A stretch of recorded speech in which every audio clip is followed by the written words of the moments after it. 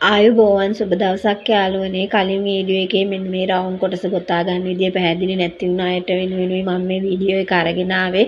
මේ රවුම සම්පූර්ණයෙන් ගොතා ගන්න විදිය මම ඔයාලට පැහැදිලි කරලා දෙන්නම්. අපි ඉස්සෙල්ලා මේ විදිහට මැජික් රින් එක ගොතා ගන්නවා. ඊළඟට ඒකට අපි මෙන්න මේ වගේ සිංගල් ක්‍රොෂේ 6ක් දා ගන්නවා. මැජික් රින් එකට සිංගල් ක්‍රොෂේ 6ක් දාගෙන ඊළඟට අපි ඒ සිංගල් ක්‍රොෂේ හැම එකටම එකකට දෙක ගානේ සිංගල් ක්‍රොෂේ දාගෙන යනවා දෙවෙනි පේලියේදී.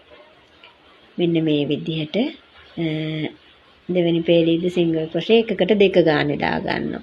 ඊළඟ තුන්වෙනි පේලියේදී අපි දාගන්නේ පළමුවෙන්ම සිංගල් ක්‍රොෂේ 1යි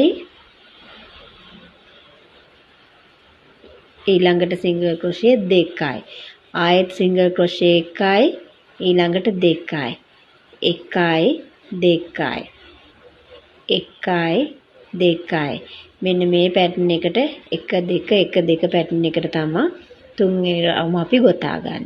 ඊට පස්සේ ඒක ගොතාගෙන එතන ස්ලිප් ස්ටිච් එකකින් අපි සම්බන්ධ කරගන්නවා රවුම. ඒ සම්බන්ධ කරගත්තට පස්සේ අපි ඊළඟ රවුම ගොතන්නේ පැටර්න් එක 1 1 2 මෙන්න මේ පැටර්න් එකට 1 1 2 කියලා පැටර්න් එකට තමයි සම්පූර්ණ ඒ වටේම ගොතාගන්නේ. හතරවෙනි වටේ ගොතාගන්නේ 1 1 2 1 1 2 ඒ පැටර්න් එකට ගොතාගෙන ආයෙත් අපි රවුම සම්බන්ධ කරගන්නවා ස්ලිප් ස්ටිච් එකකින්. ඊට පස්සේ ඊළඟ වටේදී අපි ආයේ 1 1 1 2 එන්න ඒ පැටර්න් එකට ගොතන්නේ 1 1 1 2 එකේව 3යි 2යි එකේව 3යි 2යි එකේව 3යි 2යි එකේව 3යි 2යි එකේව 3යි 2යි ඒ පැටර්න් එකට පස්වෙනි රවුම සම්පූර්ණ කරගන්නවා. ඊට පස්සේ අපිට තියෙන්නේ 6 වෙනි රවුම ගොතා ගන්න. 6 වෙනි රවුමේදී අපි සිංගල් ක්‍රොෂේ එකේව 4යි 2යි එකේව 4යි 2යි එන්නේ මේ පැටර්න් එකට තමයි ඊළඟ රවුම සම්පූර්ණ කරන්නේ. මම හිතනවා දැන් ඔයාලට ගොඩක් පැහැදිලි ඇති කොහොමද මේ රවුම් 6 ගොතා ගන්න කියලා. ඔයාලට ගොතන වීඩියෝ එකෙන් අපැහැදිලිකමක් තිබුණා නම් ඒක පැහැදිලි කරගන්න තමයි මම මේ විදිහට ඔයාලට ඇඳලා පෙන්නුවේ. ඉතින් මම හිතනවා මේක මෙහෙම වෙන්නුවාම ඔයාලට ගොඩක් පැහැදිලි වෙයි කියලා. මේක බලාගෙන ඔයාලට ගොතා ගන්න පුළුවන්. මෙන්න මෙතන අපේ බලන්න දැන් අපි පටන් ගත්ත පළවෙනි ස්ටිච් එක බෙදිලා ගිහින් මෙන්න මෙහෙම වැඩිවීමක් වෙලා තියෙන විදිය.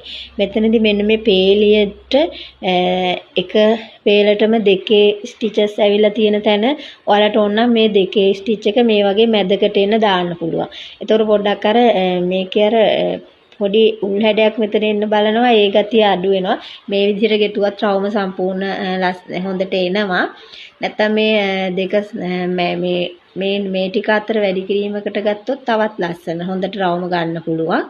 මෙන්න මේ විදිහට තමයි පේලි 6ම ගෙතුවාම තියෙන්නේ. ඔයාලා මේ විදිහට රවුන්ඩ් දෙකක් ගොතා ගන්න. ඒ රවුන්ඩ් දෙක සම්බන්ධ කරගෙන තමයි බෑග් එකේ ඉතුරු කොටස ගොතන්නේ. මෙන්න මේ විදිහට බෑග් එකේ මේ කොටස ගොතන විදිහ මම ඔයාලට ඊළඟ වීඩියෝ එකෙන් අරගෙන එන්නම්.